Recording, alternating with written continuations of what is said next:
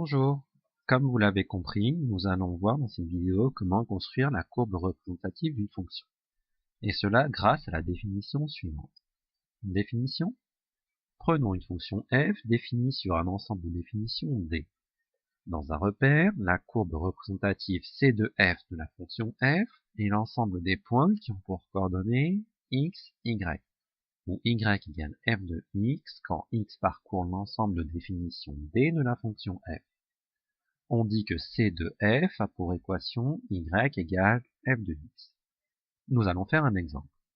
Et pour cet exemple, nous allons prendre un repère orthonormé O, I, J. Qu'est-ce que cette définition signifie concrètement? Eh bien, la première coordonnée, l'abscisse est x. Cela signifie que sur l'axe des abscisses, nous allons mettre les antécédents, les x. Je vous donne un petit moyen mnémotechnique pour vous en souvenir. Antécédent, abscisse, les deux commencent par la lettre A. Et donc sur l'axe des ordonnées, nous allons mettre les images, les y. Pour cet exemple, j'ai choisi de prendre une fonction f, définie sur R, qui a x associe x au carré moins 4. Et nous allons calculer les images de plusieurs nombres par la fonction f. Par exemple, l'image du nombre 1. Alors, pourquoi j'ai choisi 1? On peut le faire avec n'importe quel nombre, donc autant prendre un nombre simple. Je calcule l'image de 1 par la fonction f, donc 1 au carré moins 4, ce qui nous donne moins 3.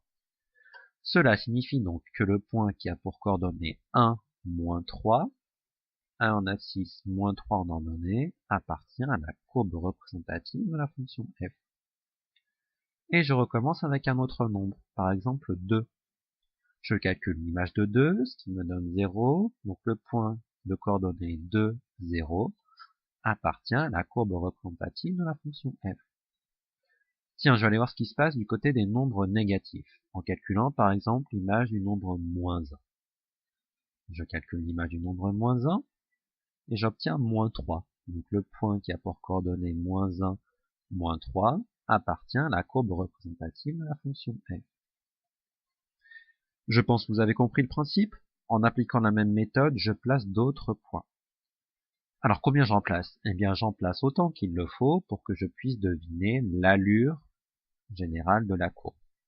Évidemment, je ne suis pas obligé de prendre que des points avec des coordonnées entières. Je peux très bien calculer l'image de 1,5 par la fonction f et placer ce point qui appartient à la courbe représentative de la fonction f.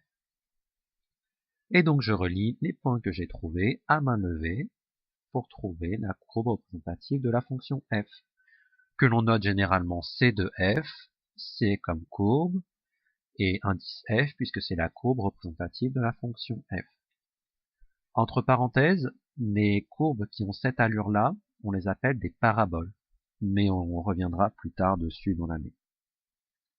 Dernière astuce, votre calculatrice peut vous aider pour tracer la courbe représentative d'une fonction. Comment?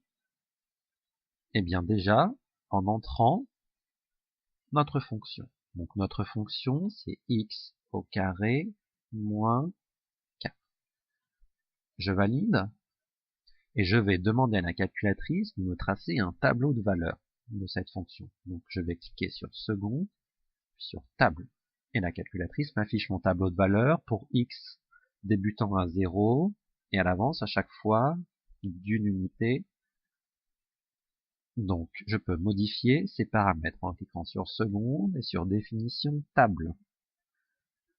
Je peux lui demander de commencer par exemple à partir de moins 10. Et pour le pas, je peux lui demander de prendre 0,5. C'est-à-dire qu'elle va avancer de 0,5 en 0,5. Je redemande le tableau de valeurs. Elle a bien tenu compte de mes réglages.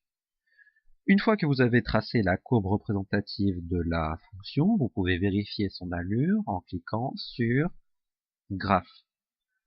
Attention cependant à bien paramétrer la fenêtre sur la partie de la courbe qui vous intéresse. Voilà pour la représentation graphique d'une fonction. Merci, à bientôt.